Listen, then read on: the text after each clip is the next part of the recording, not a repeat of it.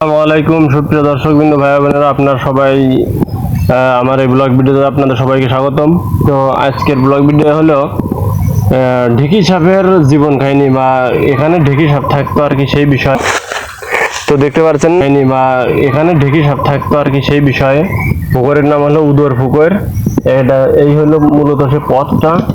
আর দেখতেই পারছেন কি পরিমাণে বাগান, কদ্দুর কত কি পরিমাণে একটা অন্যরকম অবস্থা। বিভিন্ন রকম আপনার পথ আজও পর্যন্ত সেরকম ভয়াবহ সেরকম তো রয়েছে, দেখতেই পারছেন।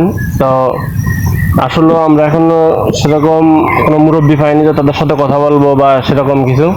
তবে এখানকার একটা কাহিনী শুনেছি যে ঢেঁকি সাপ ছিল অনেকটাই আপনার ঢেঁকি সাপ মানে বুঝিতে পারতেছেন কত বড় ঢেঁকি সাপ, কিরকম শিয়াল ধরে খাইতো বা মানুষ বসতে দিক সেদিক বিভিন্ন রকম শুনেছি।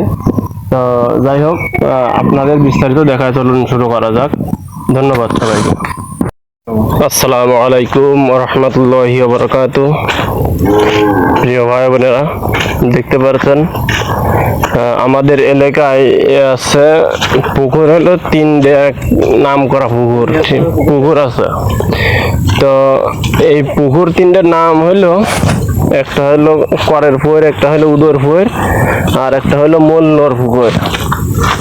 দেখতে পাচ্ছেন কিভাবে সুড়ঙ্গ হয়ে চলে গেছে একদম ভালো জায়গায়।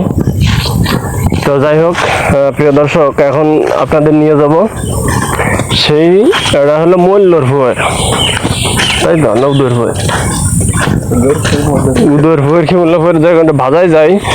তা দেখেন কিরকম একটা ভয়াবহতা, একটা কিরকম একটা ছমছম করতেছে গায়ে, ওরে বাবা। দেখতে পাচ্ছেন এর থেকে আরো অনেক ভয়াবহ ছিল, যদিও তা এখন অনেকটা কমিয়ে গেছে। দেখতে পাচ্ছেন প্রিয় দর্শক, যেতে অনেকটা ভয় লাগতেছে। চারিপাশটা কিরকম থমথম ভাব, অন্ধকার অন্ধকার, পাহাড় এলাকার মতো।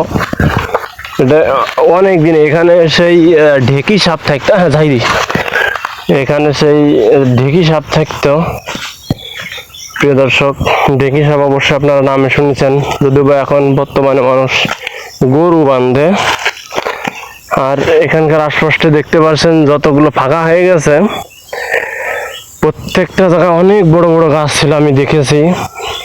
তা আর এই যে পুকুরে যে পানিটা, এই পানিটা এখন তো নেই বললেই চলে, অনেকটা নেই। এখানে একসময় সে ঢেঁকি সাপ থাকতো, যা শুয়ে থাকতো, নিঃশ্বাসের সাথে মানুষ চলে আসতো বা শিয়াল মিল খাইতো। এটা এমন একটা ভয়ঙ্কর জায়গা যে কেউ আসেই ভয় পাবে অনেকটা। কি ওইটা, ওরে বাবা, কি রে? ওকে, ব্যাং ট্যাং নাকি? তো প্রিয় দর্শক, এই হলো সেই উদর ফুয়ের না মোল্লর ফুয়ে জানো নাকি? উদর ফুয়ের মনে হয়। এই হলো সেই উদয়ের ফুয়ের।